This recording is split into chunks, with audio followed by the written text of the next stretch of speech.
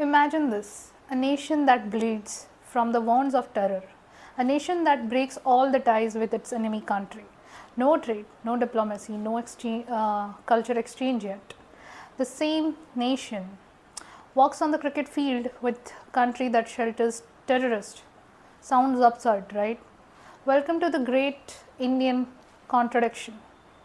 Namaskar, you are watching the Unfiltered Talk with Rishika, and today we expose BCCI's hypocrisy, Indian mindset, and the government who called Pakistan the mother of terrorism. We expose our nationalism over cricket. ACC released the Asia Cup schedule on Saturday, confirming the league clash between India and Pakistan will take place on September 14. After being clubbed together in a Group A along with host UAE and Oman. But my question is that India has suspended ties with Pakistan. We downgrade diplomatic relations. We withdraw the most favored nation status. There is no diplomatic talk between these two nations. If a Pakistani artist work with an Indian artist, there is a big outrage on social media. There is a debate for that. But on this, there is no debate. There is no outrage that how we are supposed to play a cricket with our enemy country, a country that sends terror in Kashmir.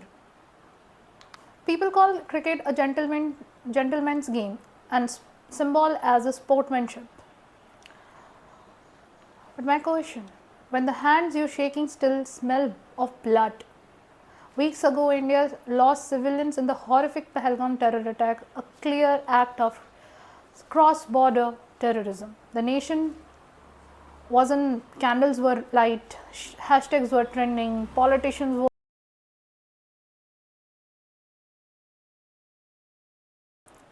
Let me tell you, BCCI's hypocrisy, nationalism when convenient. Business always is there. In 2015, the BCCI action have once again highlighted its hypocrisy regarding India and Pakistan cricket. On one hand, BCCI refused to play bilateral series against Pakistan, citing security and political tension. But on the other hand, it's readily agreed to face Pakistan in a multi-nation tournaments like Asia Cup, Champions Trophy. Once a government approval is granted, after the Pahalgam terror attack, public anger grew. Yet BCCI still confirmed its participation in the Asia Cup following official green signal from the Sports Ministry and other government agencies. This proved that BCCI does not make such decisions independently. The government of India plays a central role in authorizing these matches. Even former players like Mohammad Azharuddin have called out these double standards, saying if you don't play bilateral, don't play tournaments either. And he is absolutely right. This clear involvement of the government and BCCI selective stands expose how national interest it's often apply only when convenient. India and Pakistan match means money, high viewership, sold out stadiums, crores in revenue. When money flows, emotions are silent. That's the ugly truth.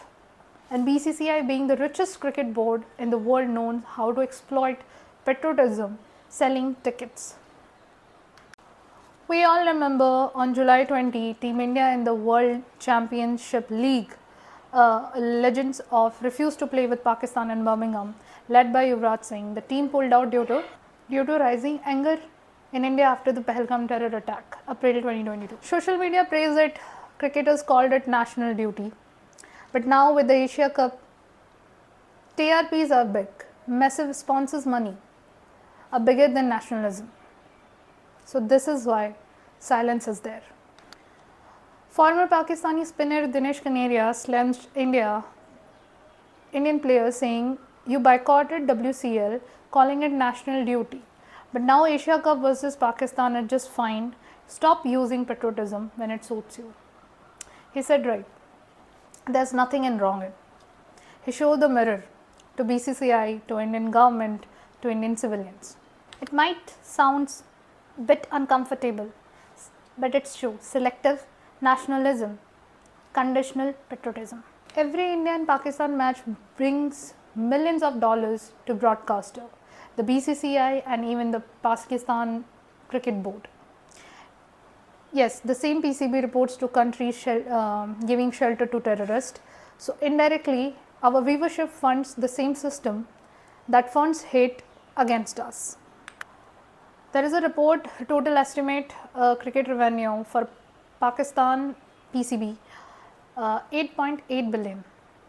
India has consistently called out Pakistan on the global stages for it being sponsoring terrorists, sheltering US designated terrorists like Hafiz Saeed, Masood Azhar, etc. etc. If India play a cricket with Pakistan, it will be nothing less than hypocrisy. We will proving to the world that there is no bigger hypocrite than us. Our government will appear hypocritically, even our people will look the same. From the very beginning, we declared that Pakistan is a terrorist state. We dragged them out to the United Nations, presenting evidence of their involvement in terror against India. And yet, behind the scene, we agreed to play cricket with them. What kind of double standard is this? Our own channels, at international forums and in official policy, our government labels Pakistan as the mother of terrorism. But when it comes to cricket, suddenly everything becomes normal. We give Pakistan a platform to claim that their relation with India are normal. That's it, just sporting rivalry. By doing this, we don't just weaken our own stance against terrorism. We had Pakistan diplomatic victory on the silver plate. It sends one clear message to the world: India is not serious about terrorism. And worse, it shows that we as a nation are willing to compromise our principles for a cricket match. When it's come to cricket, the rules suddenly change, as we always saw. After Pulwama, after Uri, 26/11, and now Pahalgam. If Pakistan is not worth of trade or diplomacy, is it worth of sport? What message are we sending? Cricket is a soft power, and playing with the terror sponsoring state send a clear message. We are okay with what you do. I still remember Indian government said that diplomacy and terrorism will not go together. But I still remember that one photo of Anurag Thakur sitting next to Shahid Afridi, a man who has never missed a chance to speak against India, to insult India. And there he was, our minister, comfortably sitting beside him during India-Pakistan match. And yet we talk about Shatrubodh. Shatrubodh means the understanding of who our enemy is. But we really understand the meaning of Shatrubodh? I'm asking to Indian government. I don't think these people even understand what Shatrubodh truly means. We have never officially declared Pakistan enemy country. Our actions say otherwise. On paper, we boycott them. In trade, we boycott them. In diplomacy, we boycott them. But we constantly try to isolate Pakistan on every global platform. And then we play a cricket match. What is the point of all these efforts? If one platform, we sit with them as everything is normal, one match, one handshake, one picture, and it destroys the entire narrative. It sends a message to the world: India is not serious. It shows that we don't care about the blood that Pakistan has spilled in Kashmir. We don't care about our soldiers who laid down their lives for this country. After what happened in Pahalgam recently, this hypocrisy become even more painful. Now comes to Asia Cup, the same player will walk on the field against the same country, same opinion, different platform. So what changed? Just think. Indian players, they also choose nationalism when they want. They're convenient. I must say one thing: on the ground, you are talking with Pakistani players, gifting each other a bat, signing a jersey. Virat Kohli signing a jersey of Babar Azam. That is called normalcy. See, this shows that two country players together, they are normal. There is nothing serious between these two countries. It seems nationalism is in this country only one face, our soldier. Only soldiers are expected to carry the burden of nationalism, while our cricketers, celebrities, and even the people can conveniently ignore it when it suits them. It's not normal. Not after the blood that has been shed. Not after Kashmir, not after Pahalgam. Nationalism should not be selective. If soldier can die for it, that at least we can do stand for it.